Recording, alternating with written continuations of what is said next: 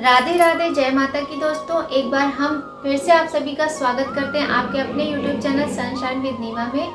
ओम नमो नारायण। तो फ्रेंड्स, जैसा कि हमने आपसे कहा था अपनी पिछली वीडियो में कि हम आपके लिए तुलसी पूजा के नियम की वीडियो लेकर आएंगे। साथ ही ये भी कहा था कि वीडियो लेकर आएंगे कि हमें किस तरह से तुलसी पूजा करनी चाहिए और उसके क्या उपाय होते हैं।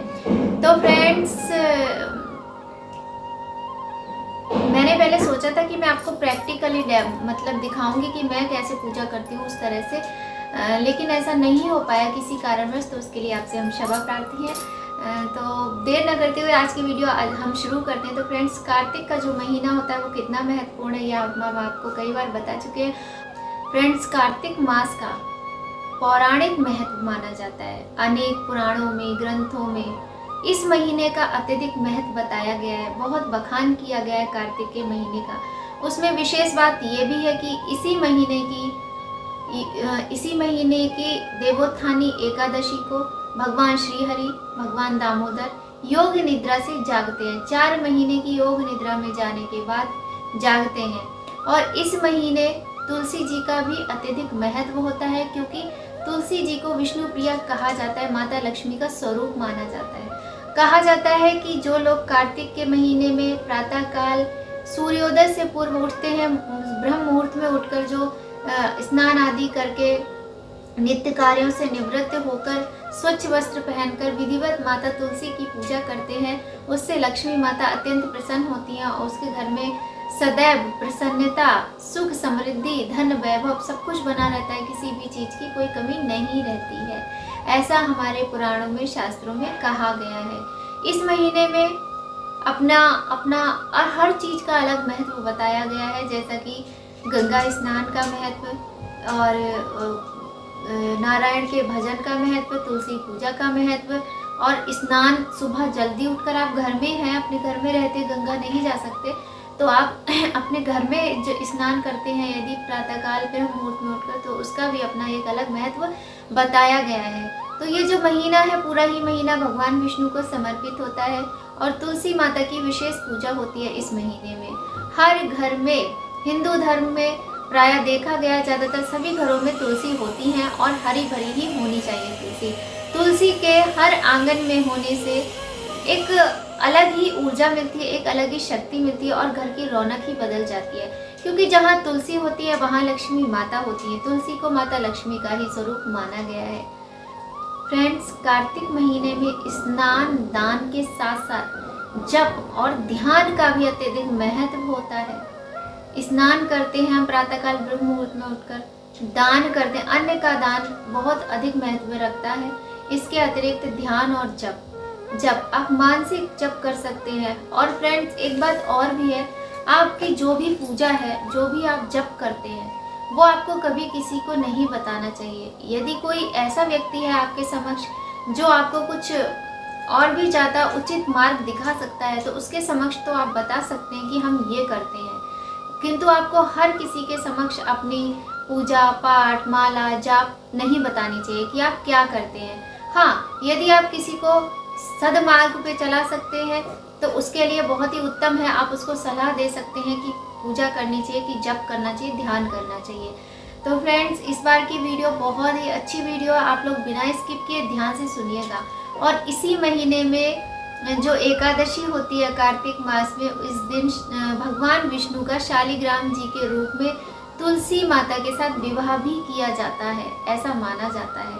साथ ही साथ फ्रेंड्स, हम आपको ये भी बताएंगे कि तुलसी माता की पूजा में किन किन वस्तुओं की आवश्यकता होती है, क्योंकि कभी कभी हमारे मन में थोड़े से भ्रम पैदा हो जाते हैं कि हमें ये करना चाहिए, कि ये नहीं करना चाहिए, हमें क्या करना चाहिए, क्या नहीं करना चाहिए। बहुत तरीके की स्थितियाँ हमारे मन में भ्रम पैदा कर देती हैं। तो हम उसके साथ साथ आपको ये भी बताएंगे कि तुलसी माता की पूजा में किन किन वस्तुओं का प्रयोग करना चाहिए।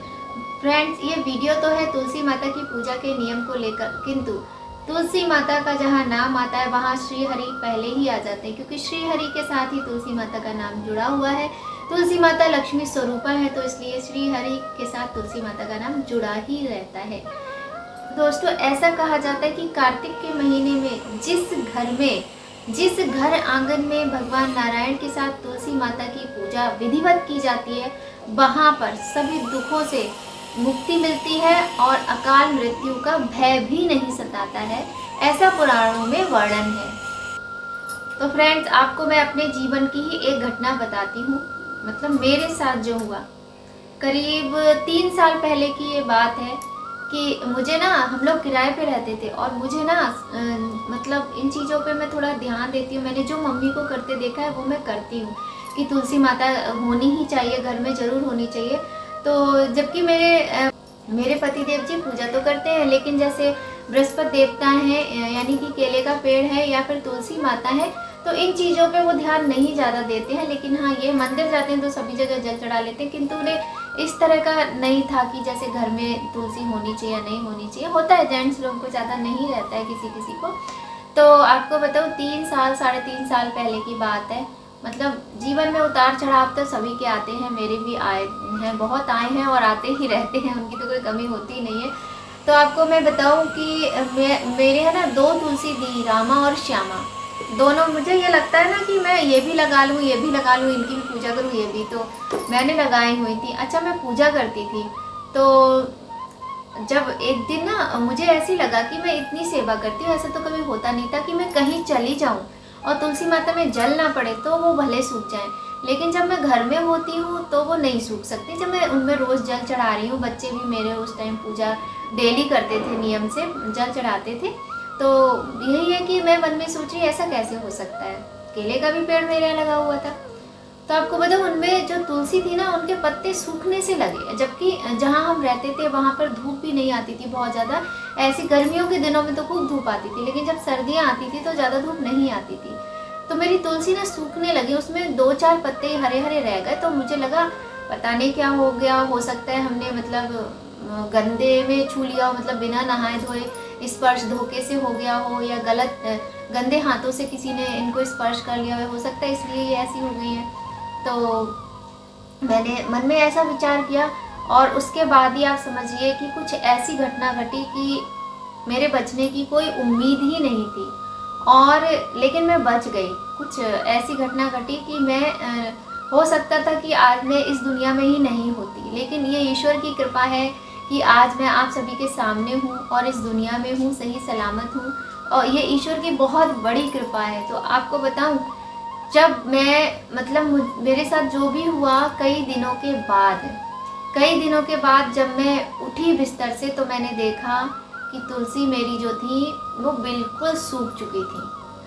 तो पता है, तो ऐसी कोई बात किसी से मेरी हो रही थी, तो उन्होंने ये बोला कि देखो, जो तुम पर मुसीबत आई थी और तुम इतनी पूजा करती हो, तो तुलसी माता अपने ऊपर ले रही थी, तुम्हें इशारा कर रही थी कि देखो, तुम इतनी इनमें जल चढ़ा रही थी, सेवा कर रही थी, और इनके पत्ते 1-2-4 ही हरे भरे बचे थे, और देखो अब ये बिल्कुल सूख गई हैं। और आपको बताऊँ, आपको विश्वास नहीं होगा, उसके बाद मैंने मतलब ऐसे सोचा कि अभी तो मैंने नया पौधा लगाया नहीं है, और किसमें जल चढ़ाऊँ, तो तुलसी तो वो भले ही सूखी हुई है, लेकिन वो तो फिर भी मान्य है, तो मैंने उनमें ही जल चढ़ाया, और थोड़े ही दिनों में उनमें फिर से हरे हरे पत्ते निकलने लगे। तो बोलिए ओम नमो नारायण, तुलसी माता की जय। तो मुझे बड़ा अच्छा लगा, बहुत खुशी हुई कि हाँ, माता रानी मुझे इशारा कर रही थी कि कोई मुसीबत आने वाली है, लेकिन यह है कि अब माता खुश है, इसका मतलब कि सब ठीक हो गया है। तो वरना क्या होता है ना, जैसे हम चले जाते हैं कहीं भी 15 दिन के लिए, 1 महीने के लिए, तो सूख जाती है तुलसी, क्योंकि कोई उनमें जल डालने वाला होता नहीं है, तो वो हरी भरी नहीं रहती उस तरह से और सूख जाती है। तो ये थी मेरे जीवन की सच्ची घटना। ऐसे ही बहुत सारी घटनाएं आपके साथ सुनाती रहूँगी, बांटती रहूँगी। तो आइए आज हम आते हैं अपने जो मुख्य हमारा आज का उद्देश्य है। तो फ्रेंड्स, बहुत ही आसान विधि होती है तुलसी माता की पूजा करने की। बस आप विचारों से शुद्ध रहिए, मन में शुद्धता लाइए। कभी कभी नकारात्मक प्रभाव, नकारात्मक विचार हमारे मन में हावी होने लगते हैं।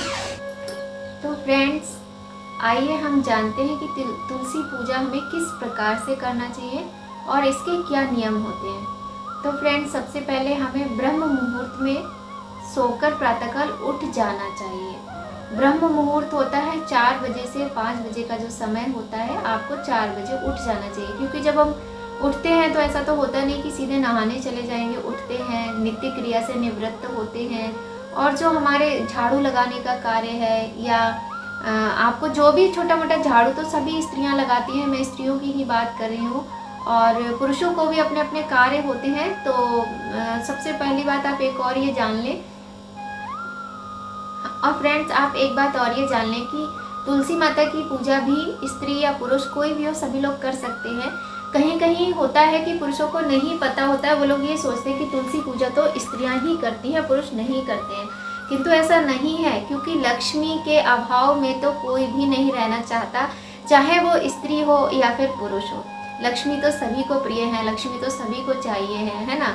तो इसी कारण से स्त्री पुरुष चाहे, और बच्चों को ना हमें बचपन से आदत डालनी चाहिए। बच्चों को जब तुलसी माता में वो जल चढ़ाते हैं, तुलसी माता की जब वो पूजा अर्चना करते हैं तो माता का आशीष उन्हें मिलता है।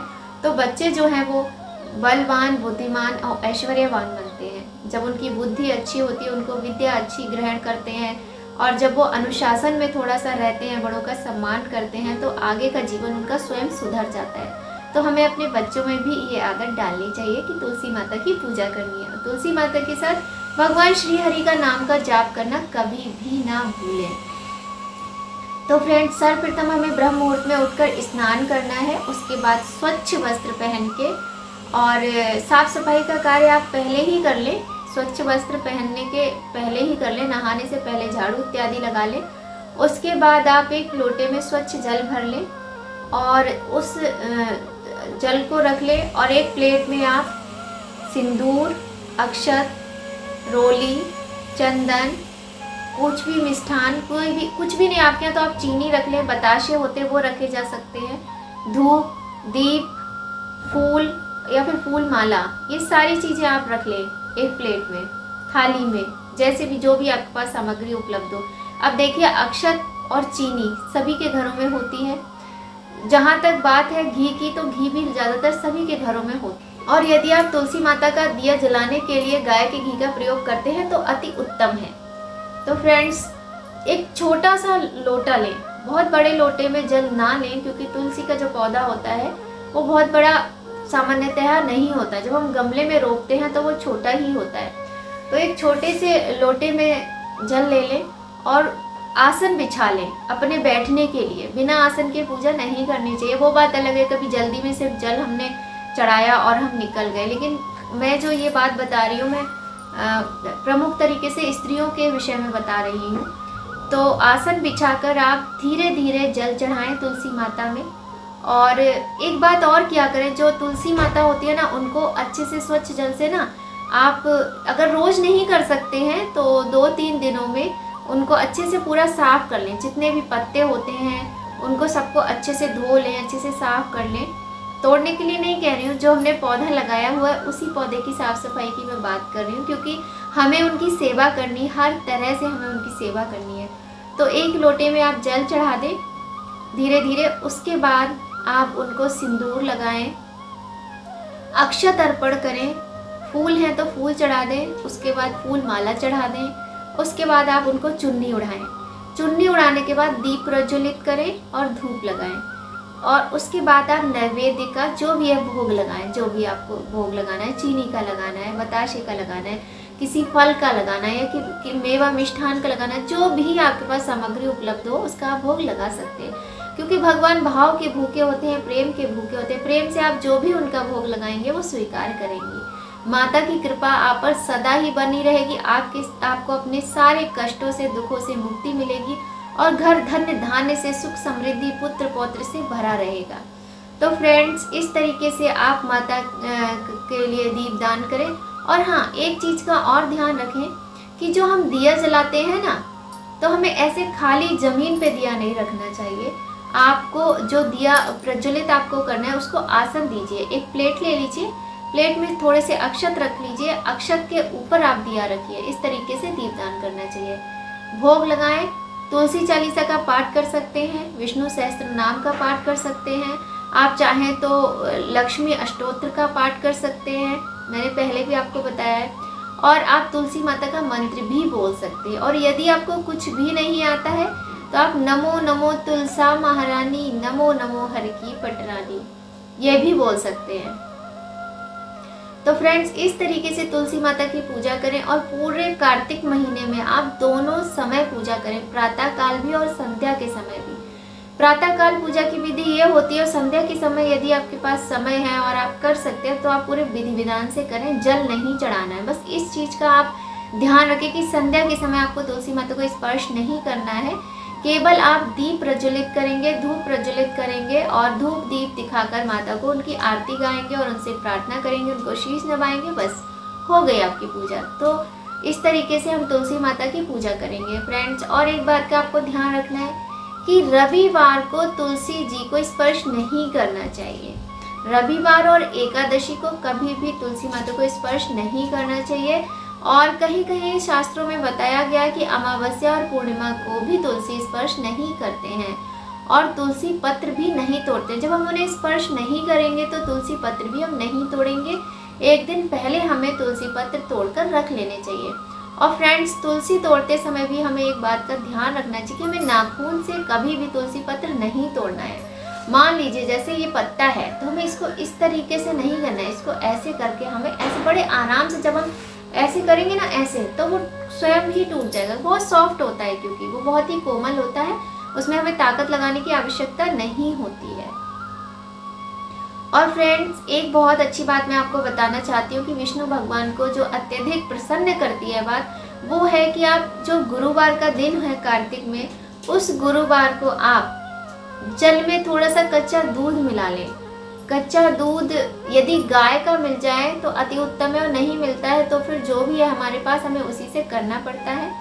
तो आप कच्चा दूध जल में मिला लें और उससे तुलसी माता में जल चढ़ाएं, दूध चढ़ाएं। जब हम उससे सींचेंगे तुलसी माता को तो विष्णु भगवान की असीम अनुकंपा होती है, लक्ष्मी माता की अत्यधिक कृपा बरसती है।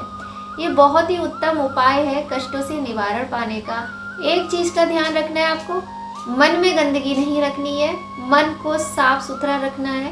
किसी के प्रति मन में बुराई का भाव ना रखें, किसी के प्रति द्वेष, जलन, ईर्ष्या ना रखें और प्रेम रखें प्रभु के प्रति। जब आप भगवान के प्रति अपने मन में प्रेम जगाएंगे, अपने मन में प्रेम का भाव उत्पन्न करेंगे तो आपको किसी के विषय में सोचने की आवश्यकता ही नहीं पड़ेगी। आपके मन में विचार नहीं आएंगे। कभी कभी नकारात्मक शक्तियाँ, नकारात्मक ऊर्जा हमारे मन पे अपना अधिकार जमाने लगती है, ऐसा होता है। किंतु आप फिर भी ईश्वर में अपनी आस्था यदि रखते हैं तो आप उनसे अपनी जो भी समस्याएं कहेंगे, भगवान आपके कष्ट को अवश्य दूर करेंगे। जितना भगवान के वश में होता है भगवान करते। कभी कभी भगवान भी नियमों में बंध जाते हैं, जो हमारे साथ कुछ ऐसा हो जाता है कि हम लोगों से बर्दाश्त नहीं होता है और हमारा कहीं ना कहीं विश्वास डगमगाने लगता है। किंतु आप इस चीज़ को अपनी परीक्षा मान के स्वीकार कीजिए और कहिए भगवान आप चाहें जो भी हो जाए मेरे साथ, लेकिन मेरा विश्वास कभी नहीं डगमगाएगा। मेरा जो प्रेम है आपके प्रति वो कभी ख़त्म नहीं होगा, कभी कम नहीं होगा। क्योंकि भगवान की पूजा से हमें जीने की शक्ति मिलती है। कि जब जीवन है, देखिए कुछ भी बुरा हो जाता है तो जीवन खत्म नहीं हो जाता है, हमें जीना पड़ता है और जीने के लिए हमें शक्ति की आवश्यकता होती है, एक सहारे की ज़रूरत होती है। वो सहारा ईश्वर से बड़ा कोई नहीं दे सकता। तो भगवान से सदैव प्रेम करिए और भगवान सदैव भाव के भूखे होते हैं, प्रेम के प्यासे होते हैं भगवान को, और कुछ नहीं चाहिए होता। ये जो विधि है, जो नियम है, वो तो हमें लगता है, हम खुद को भी प्रसन्न करते हैं कि अगर हम इस योग्य हैं कि हम प्रभु के आगे दीप प्रज्वलित करें, प्रभु पे हम फूल की माला चढ़ाएं, हम ये चढ़ाएं वो चढ़ाएं, तो वो अलग बात होती है। लेकिन भगवान कभी आपसे नहीं कहते, बस भगवान तो सच्चा प्रेम मांगते हैं अपने भक्तों से। एक नियम रखिए कि यदि आपने तुलसी का पौधा रोपा है तो आपको उनकी सेवा करनी ही है, हर हाल में करनी है। उनके पुराने पत्ते अगर गिर जाते हैं उनको उठा के उसी गमले में वापस रख दीजिए। जो भी गमला है आपको उसके चारों तरफ साफ सफाई रखिए, उस गमले को साफ सुथरा रखिए। आप उस पर स्वास्तिक बना सकते हैं, उसके चारों तरफ रंगोली बनाइए। माता लक्ष्मी बहुत प्रसन्न होती है और बहुत सुंदर भी लगता है। और घर आपका, मतलब अब तो दिवाली आ रही है तो पूरा महीना दिवाली जैसा ही होता है, तो आप मतलब जब भी आपको समय मिले आप रंगोली से सजाइए, तरह तरह से तुलसी माता को तोरण से सजाइए, बहुत सुंदर तरीके से सजाइए। तुलसी माता का जो मंत्र है फ्रेंड्स, वो मैं आपको स्क्रीन पे लगा दूंगी। यदि आपको नहीं आता है तो आप उस मंत्र से तुलसी माता की पूजा उपासना कर सकते हैं।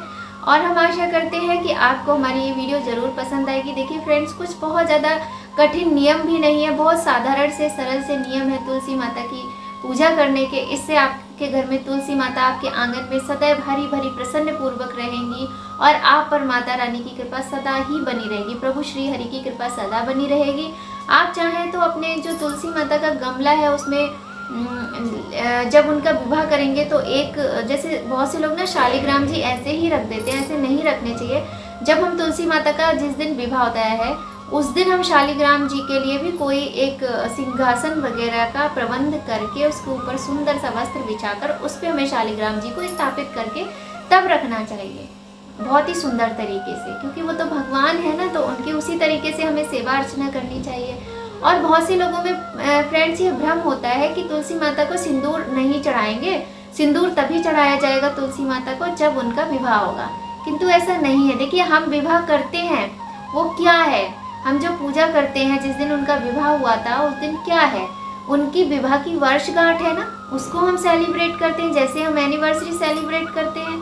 तो ऐसा कुछ भी नहीं है, मन में किसी तरह का भ्रम ना पालें और सिंदूर आप प्रतिदिन लगाएं, क्योंकि जो महिलाएं हैं और बच्चियां हैं, बच्चियों को भी सिंदूर माता को अवश्य लगाना चाहिए, और ताकि माता का आशीर्वाद अपनी बेटियों पर सदा ही बना रहे, सारी स्त्रियों पर बना रहे। तो फ्रेंड्स हम आशा करते हैं आपको हमारी वीडियो अत्यधिक पसंद आएगी। यदि आपको हमारी वीडियो पसंद आए तो प्लीज़ एक लाइक ज़रूर कीजिएगा और ज़्यादा से ज़्यादा हमारे चैनल को, अपनी इस नीलू मिश्रा के चैनल को सपोर्ट कीजिएगा। और मेरा ही नहीं, ये आपका चैनल है, ये आपकी जिम्मेदारी है कि आपको अपनी इस नीलू मिश्रा को सपोर्ट करना है, आपको अपने चैनल सनशाइन विद नीमा को सपोर्ट करना है। तो फ्रेंड्स इसी के साथ आज की वीडियो हम समाप्त करते हैं, मिलेंगे आपसे नेक्स्ट बहुत ही सुंदर वीडियो में। राधे राधे, जय माता दी।